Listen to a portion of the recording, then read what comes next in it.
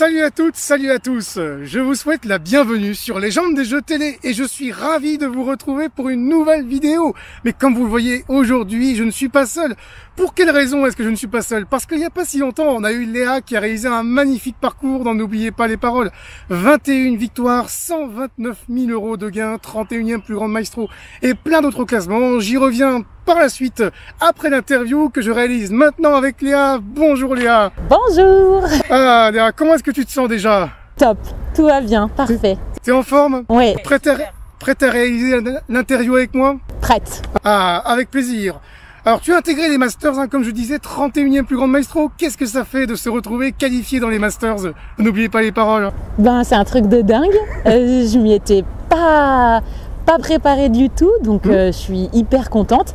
Maintenant, 31e, c'est un petit peu juste. Je suis un peu sur mon petit siège éjectable, mais bon, je suis bien quand même. On va voir ça d'ici la fin de l'été.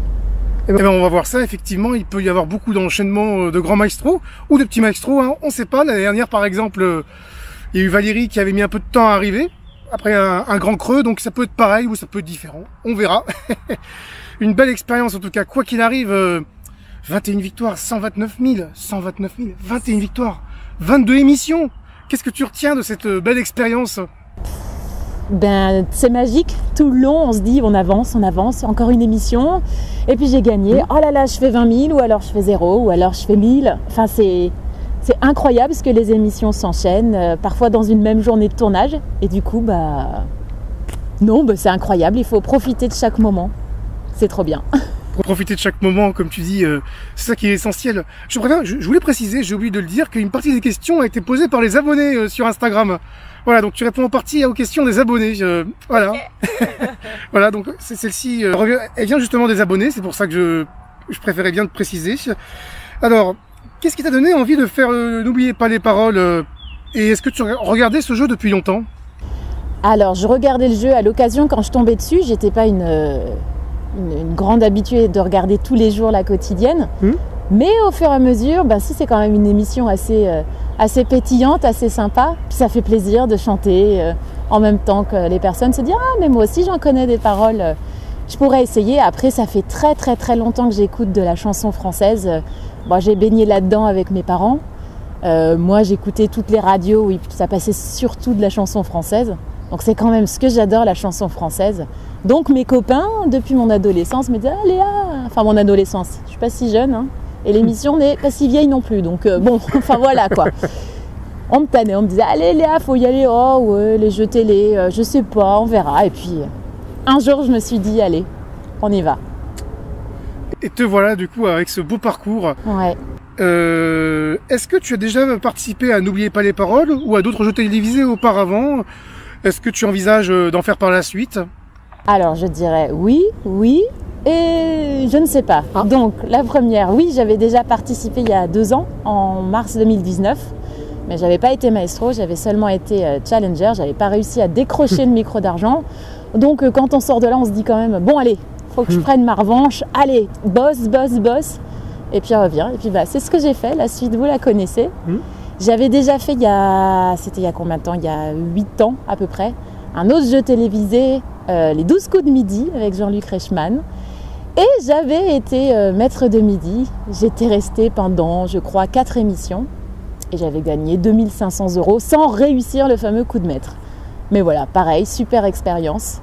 Quand on découvre les plateaux télé, c'est un peu différent de ce qu'on voit assis sur notre canapé à la télé. Donc, trop bien. Qu'est-ce que tu vois de différent sur un plateau télé, tiens? C'est plus petit que ce qu'on imagine. Je trouve que c'est plus petit. Après, la proximité avec le public et finalement, on est plus proche du public. Qu'est-ce que je peux dire d'autre? Le vrai rapport avec l'animateur, là, avec Nagui par exemple, là, il est vraiment juste à côté de nous. Donc quand on est devant la télé, on le voit, il y a une certaine distance. Et puis là, il nous parle, il faut lui répondre. Il ne faut pas passer pour une idiote. Enfin bon, on se pose plein de questions et puis après, il suffit juste d'être naturel. Être naturel, hein, ça c'est très important. C'est très important de rester naturel, comme tu dis si bien. Tu disais peut-être pour s'il envisageait ou non de faire d'autres jeux télévisés par la suite. Ben oui, s'il y a d'autres jeux télévisés avec des chansons par exemple, mais pour l'instant il n'y en a pas. Sinon, après les jeux de culture générale, bah là je suis déjà sur mon nuage, tout est... Je profite encore de la magie de l'expérience, n'oubliez pas les paroles. Ah oui. Donc oui, peut-être, mais là, non. Oui, donc ouais, c'est vrai que comme tu sors de l'expérience, c'est moins évident de se projeter. Oui, c'est ça. C'est vrai que c'est encore très très frais tout ça, donc tu es encore peut-être sous le coup de l'émotion. Ça, je profite encore de ce moment-là. Alors, pour être arrivé aussi loin, je suppose que tu as mis en place une préparation particulière pour participer à l'émission, pour déjà tenter le casting. Est-ce que tu as une méthode de révision que tu pourrais apporter à nos internautes? Et est-ce que tu pourrais nous dire si tu as vraiment beaucoup travaillé? Enfin, c'est une question qui se posait un abonné, il a dit comme ça. As-tu beaucoup travaillé? Voilà. Alors, j'ai beaucoup travaillé, j'y ai passé en tout cas beaucoup de temps, surtout depuis 2 ans avec la crise du Covid, forcément... ça m'a dégagé du temps pour réviser, donc je me suis dit, je vais pas me laisser abattre, je vais en profiter pour réviser encore plus. Donc parfois quand on travaille comme ça pour apprendre des paroles, ça devient un peu une obsession parce qu'on fait que ça. Et il y a des jours entiers, voire des semaines où j'arrêtais, parce que j'en avais marre. Et quand je perdais le plaisir, je préférais arrêter, reposer ma mémoire et y revenir quand j'en avais envie. Ça, pour moi, c'est capital de garder le plaisir, sinon... ça devient trop difficile de garder l'envie d'apprendre. Et après, les méthodes, j'ai beaucoup changé de méthode, comme si mon cerveau avait besoin de changements pour réapprendre d'autres choses, comme s'il s'habituait à ma façon d'apprendre. Et du coup, il était lassé, et il avait envie de faire autre chose. Donc, par contre, concernant les mêmes chansons, je m'étais dit que c'était une priorité de travailler les chansons qui passent ou sont passées en même chanson. Parce que pour moi, c'était déjà une bonne base. Mais après, ce qui est important, c'est de connaître beaucoup de chansons. Même si on ne les connaît pas en mode même chanson, il faut les connaître pour les paroles, parce que sinon, dans les points, on peut se retrouver confronté à 2 chansons qu'on ne connaît pas. Et là, si on ne les connaît pas du tout, c'est un peu difficile. Et pareil, pour les chansons de finale, je trouve que c'est encore un autre travail, parce que ce sont souvent des chansons plus difficiles, qui passent pas forcément en même chanson, donc c'est les chansons moins courantes, il faut les avoir entendues, au moins pour faire 1000, 2000, parce que voilà, c'est toujours ça de prix. Certes, on espère les 20 000 à chaque finale, mais déjà 1000 c'est beaucoup, donc il faut beaucoup travailler, ou en tout cas avoir été baigné depuis longtemps dans la chanson française. Ça, c'est sûr que ça aide. Il y a des choses que j'ai pas eu besoin de travailler, puisque ça faisait partie de mes connaissances générales. Il y a des choses que tu n'as pas eu besoin de travailler, que tu avais apprises. Alors, c'est pas que j'ai pas eu besoin, c'est vrai que c'est pas un besoin, c'est que je me suis dit, cet artiste ou telle chanson, je les connais à peu près, donc je vais pas y passer beaucoup de temps. Après, c'est des choix.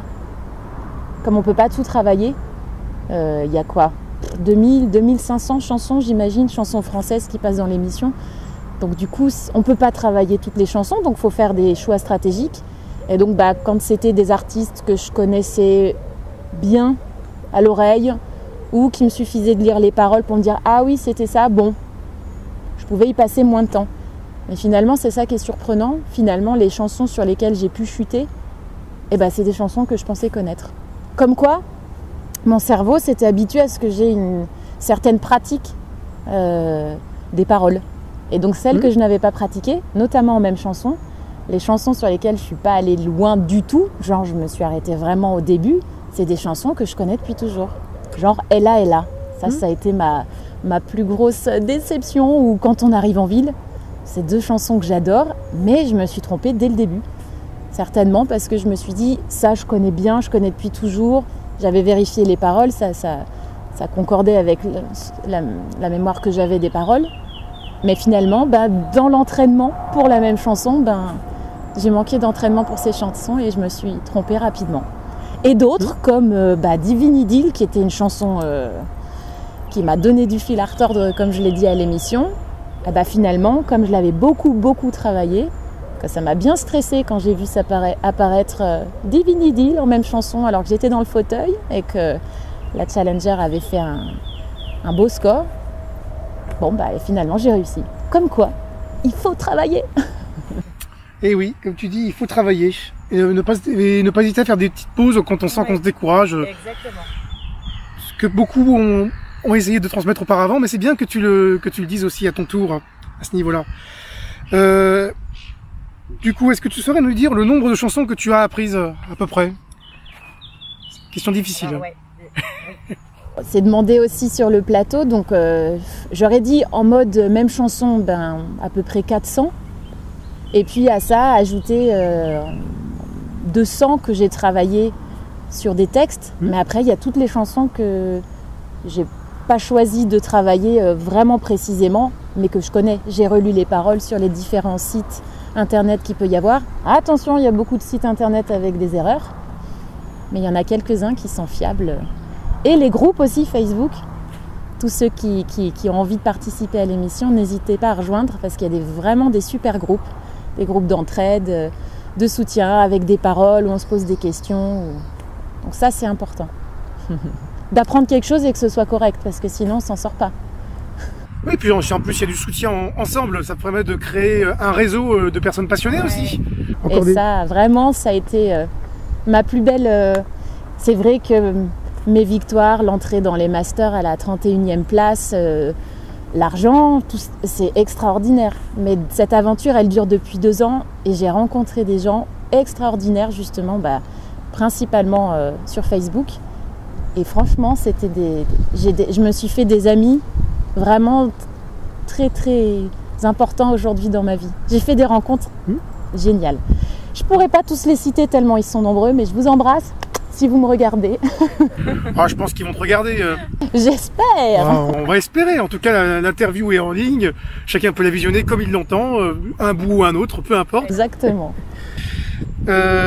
Alors, en jouant à l'émission, tu as été vu par des millions de téléspectateurs tous les jours.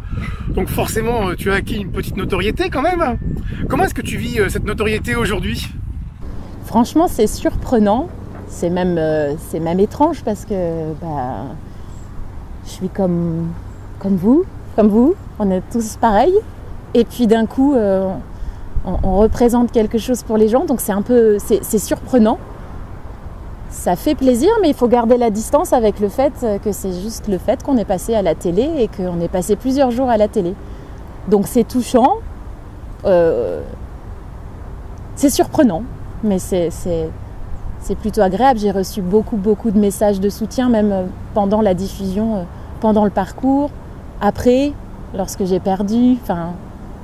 On n'est plus tout seul après, on a une avalanche d'amour autour de soi. C'est quand même super agréable. Mais ma vie, c'est ici, avec mon mari, ma petite fille, mes amis, mon travail.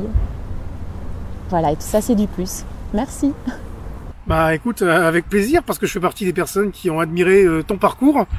Voilà, bien sûr, de ne pas oublier que avant d'être champion de jeu télé, vous êtes des êtres humains. C'est vrai que vous pouvez pas forcément répondre tout de suite à tous les messages, c'est normal. Hein. Voilà, pour bien le rappeler, pour les personnes qui se diraient, mais pourquoi ils répondent pas tout de suite? Non, vous êtes des êtres humains avant tout. C'est vrai. On est des êtres humains avant tout. Voilà. Donc, tu as enregistré l'émission. Elle a été diffusée. Il s'est passé un temps entre l'enregistrement et la diffusion. Oui. Et donc forcément un petit décalage entre l'enregistrement et la diffusion. Comment est-ce que tu as vécu le fait de revoir ton parcours de chez toi hors plateau? Et est-ce que tu réalises encore aujourd'hui tout ce qui t'arrive ou tu as encore du mal à y croire?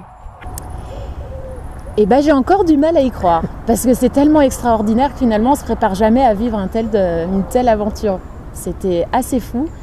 Et le fait qu'il y ait du temps entre les deux, c'est assez étrange. Parce que finalement, surtout en ce moment avec la crise du Covid, il n'y a plus de public, il n'y a pas d'accompagnant non plus. Donc en fait, on a vécu cette aventure avec toute la production, les techniciens, les ambianceurs, les challengers, mais c'est tout. Quand après, j'avais fini d'enregistrer, que je rentre chez moi, je peux raconter un petit peu, mais finalement, il n'y a que moi qui me rappelle ce que j'ai vécu. Et encore, j'ai eu des surprises au moment de la diffusion. Ah oui, j'ai chanté ça. Ah oui, j'ai dit ça, je ne me rappelais pas. Ah oui, d'accord.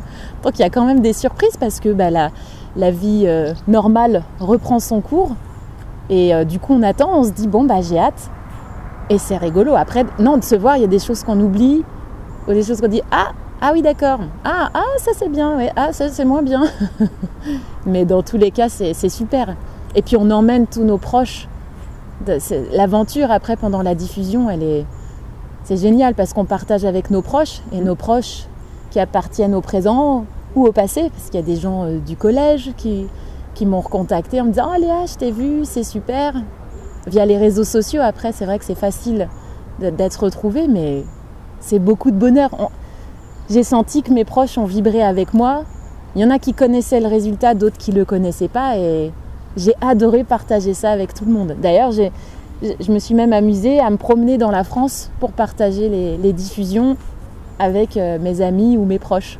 Mais bon, évidemment, c'était toujours prévu du jour au lendemain parce que la plupart, je n'avais rien dit sur la nature de mon parcours. Donc. Plein de surprises. Oui.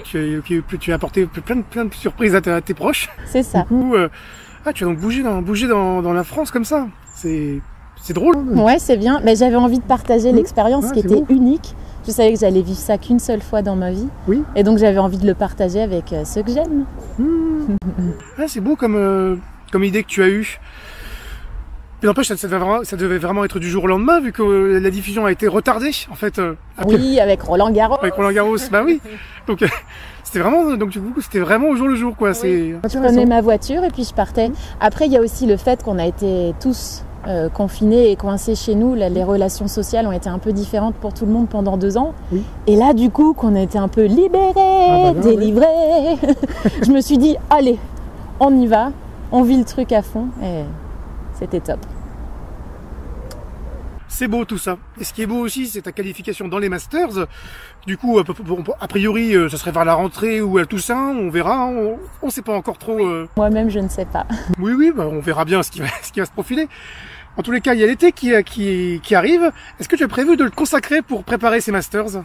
Alors, grande question, puisque en plus, comme je ne sais pas si je vais les faire, je ne suis pas certaine de les faire. Mais oui. Si j'avais été dans le top 10, oui, j'aurais travaillé à fond.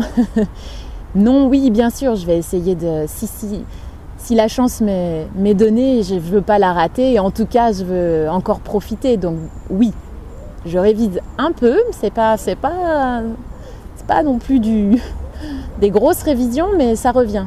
Après, j'avais besoin aussi de vivre ma diffusion pour après éventuellement me remettre au travail. Mais oui. Mais je croise les doigts, croisez les doigts avec moi, s'il vous plaît. On va sincèrement croiser les doigts pour toi. C'est gentil. Ça serait formidable de te voir au Master parce que tu as amené beaucoup de belle énergie dans l'émission. Enfin, je vais y revenir en conclusion plus tard.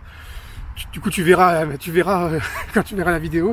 Parmi tous les maestros potentiels des Masters, et si tu as la chance de les faire, on espère vraiment que tu vas les faire, est-ce qu'il y en a que tu crains particulièrement d'affronter ? Ah non, je les crains tous. Ils sont tous super forts. Et puis ils ont chacun leurs forces et leurs faiblesses. Donc pour moi, de toute façon, ça reste un jeu.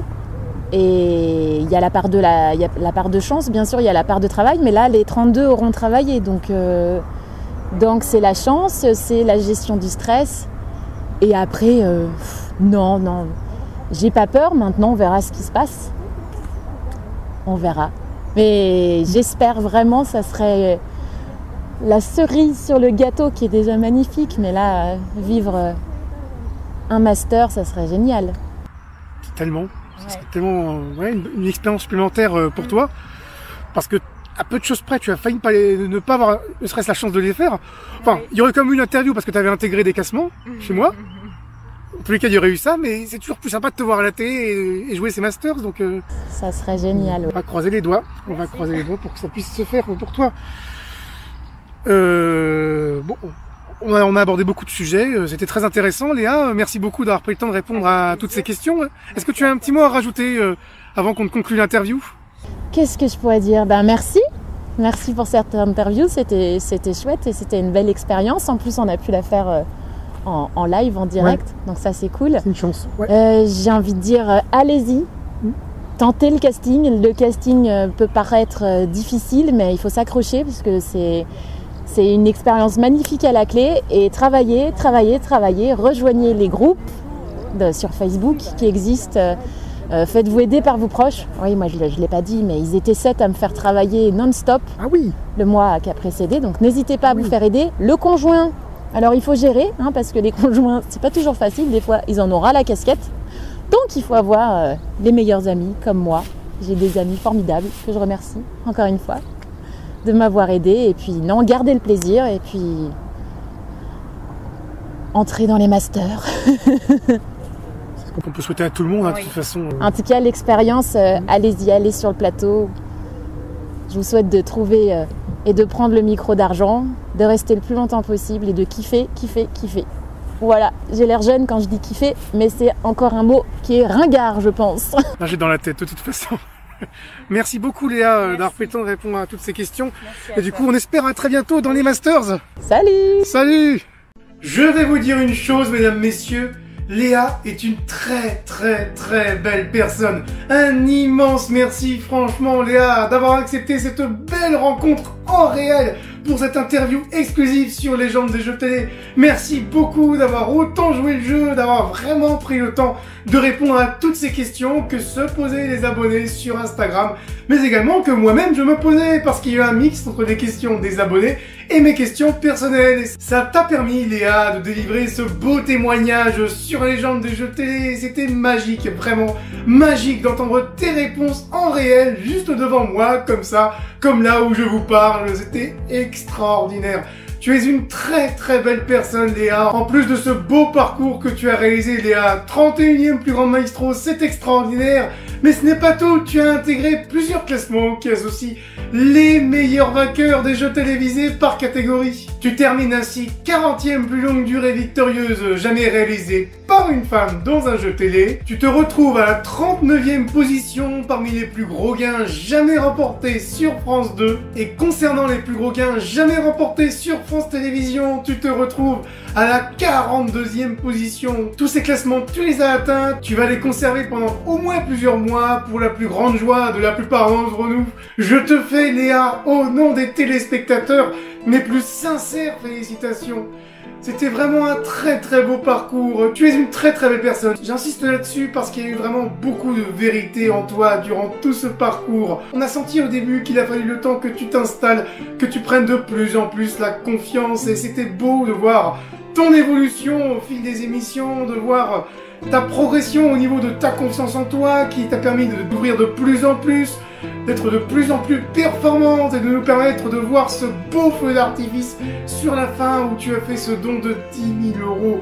C'était extraordinaire de voir ton évolution, c'était très beau de voir la belle personne que tu étais dès le début, mais tu l'as de plus en plus montré au fil des émissions et vraiment c'était très émouvant de suivre ton parcours, de suivre ton évolution, Léa. On est très nombreux à être heureux de te retrouver dans les Masters. Pour ma part, je suis encore plus heureux depuis que je t'ai rencontré, depuis que j'ai rencontré cette belle maestro en réel, depuis que j'ai vu sa belle énergie que tu as apportée sur le plateau et que tu apportes vraiment au quotidien. Ça se ressent à 5 km de là.